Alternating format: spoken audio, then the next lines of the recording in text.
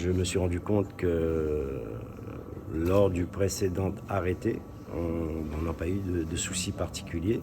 Et dès le lendemain de la levée de cet arrêté, en fait, de l'arrêt, les problèmes ont repris. Je ne peux pas aujourd'hui prendre de risques parce que la population aussi a besoin de vivre dans un contexte serein, tranquille.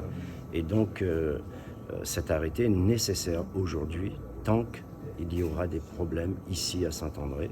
Après, il faudra travailler aussi, parce que nous, on a travaillé beaucoup sur la prévention. Mais quand la prévention ne suffit plus, il faut prendre des actes.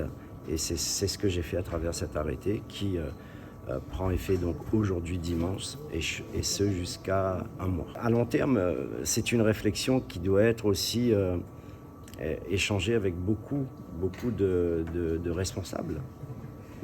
Les services de l'État, parce que là il s'agit d'une sécurité qui relève de la compétence de l'État. Je vous ai dit, on a beaucoup fait dans la prévention, notamment à Fayard. Mais moi, ce que je voudrais dire aussi, c'est qu'il ne faut pas faire d'amalgame. Ça, c'est hyper important, ne pas faire d'amalgame et mettre tout le monde dans le panier. C'est aujourd'hui ce problème de mineurs délaissés qui pose problème. Ces mineurs délaissés, je l'ai soulevé, moi, en premier, je l'ai dit.